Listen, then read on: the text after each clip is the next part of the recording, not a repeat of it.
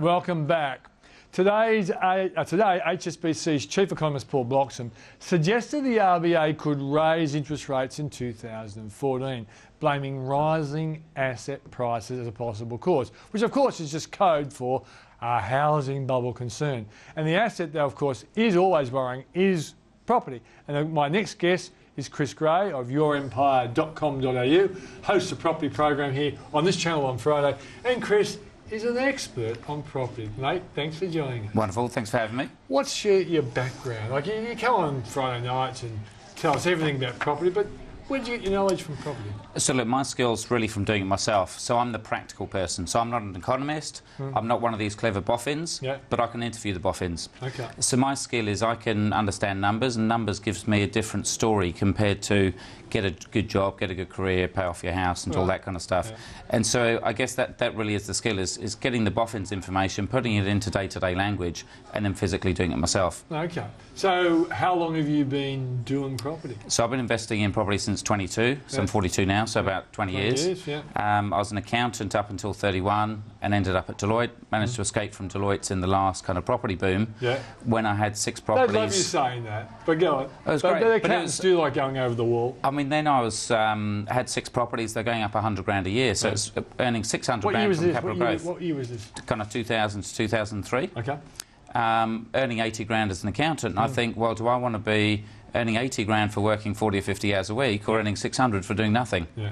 And I was that clever enough to say, well, I'll take the 600. But Chris, when people hear you saying that, there are people out there think, oh, it's just simply a matter of getting the property. And it's not. It works. I've got less hair than you. Yeah. I've had Thank God for that. decades of sleepless nights. So I've pushed the boundaries. I've got so much into debt that most people couldn't sleep. Yeah. Whereas I'm the opposite. If I've got cash in the bank, I can't sleep because I think I haven't used it. Whereas if I'm deep in debt, then I feel really reasonably comfortable. So you use the tax system effectively. That's what you're saying. Yeah. And you're an accountant, so you understand how. So I understand the basic numbers, but then I get the people at Deloitte to do the intricate details. So my thought is I'd rather earn a dollar of capital growth because I don't pay tax on it.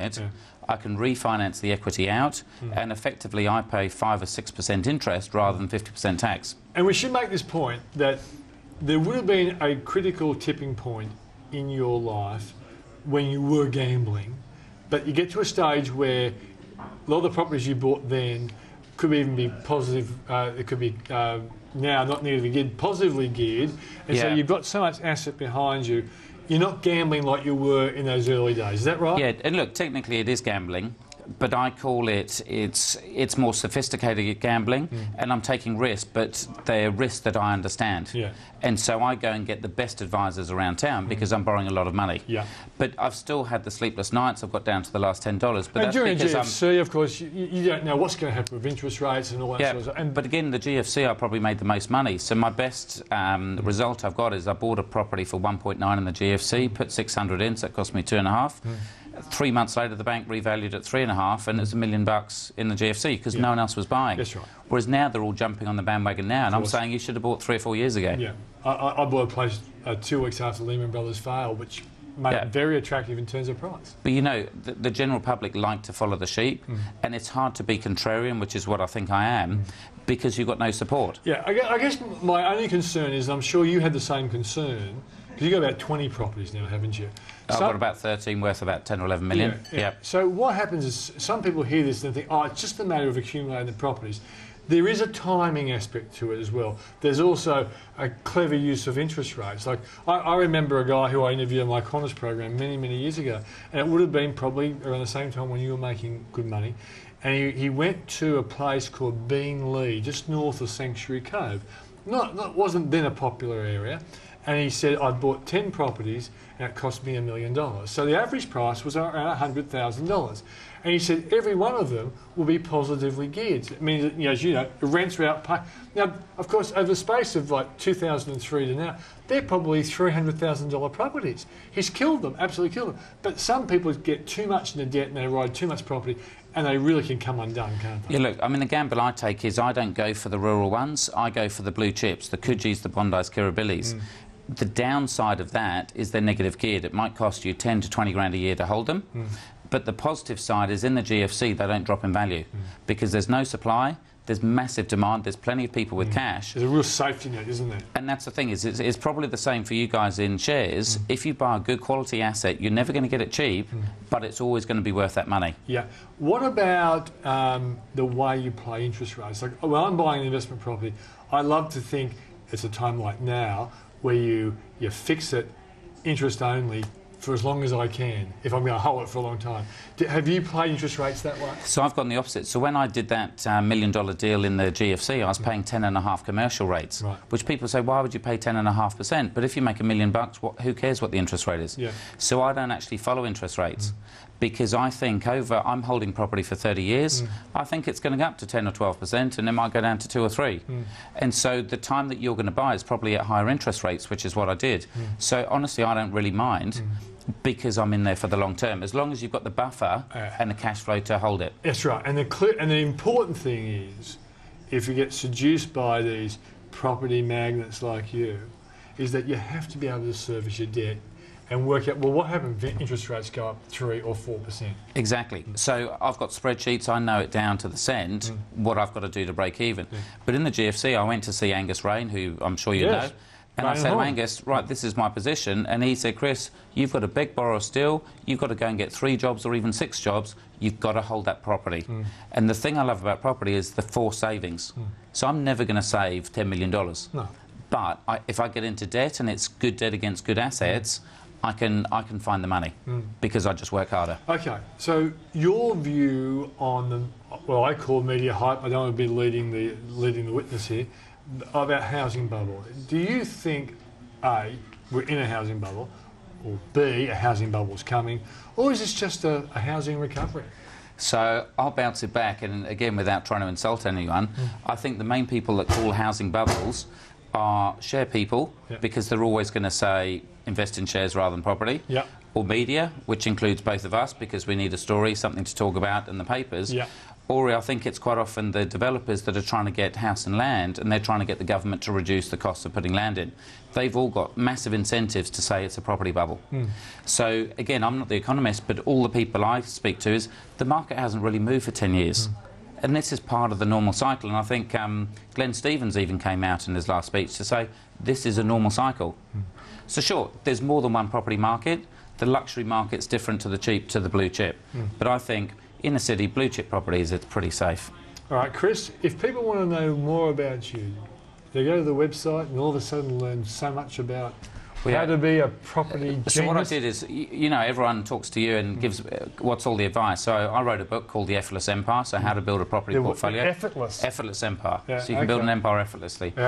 And they can download it for free on audio or on PDF or buy the book for a price of a stamp. And that's the best way. And you're also a member of the Entrepreneurs Organisation as well. Yeah, so the whole idea is, like I said before about being contrarian, you've got to surround yourself by positive people. So in the Entrepreneurs Organisation, which is a global organisation, it's people that are stretching the boundaries, doing different things, and because they're not competing in my business, I can share my inner secrets and say, look, I'm suffering, or I'm doing it tough, or I'm doing it good. And so it's great to be surrounded by those sort of people. Yeah, and it's priceless. Mate, thanks for joining us on the program. Thank you for joining. Okay, now we'll go to John Rolfe, the public defender, to see what businesses are behaving badly. How are you, John? G'day, Pete. I'm very well. And, you know, I come on your show each week and I beat up on a business or two. You do? But this week I want to flip it around and I want to talk about the consumers who are doing great things for each other to try and crack down on the dodgy doers out there in the world that we all deal in. And really, at the heart of the story is a business that I've talked about before that was doing the wrong thing by hundreds and thousands of consumers. 2 of them, one's name was George Stewart. He's from Canberra and he bought a wireless router from a business called Penta Group. Penta, you probably haven't heard of them. I hadn't. But they managed, without any sort of a reputation, to become the 3rd most complained about business in New South Wales because they simply didn't deliver the goods that people paid for through their website and their store in Sydney. Now, George is one of the people who missed out. He missed out on his router and he waited and waited and waited and nothing came.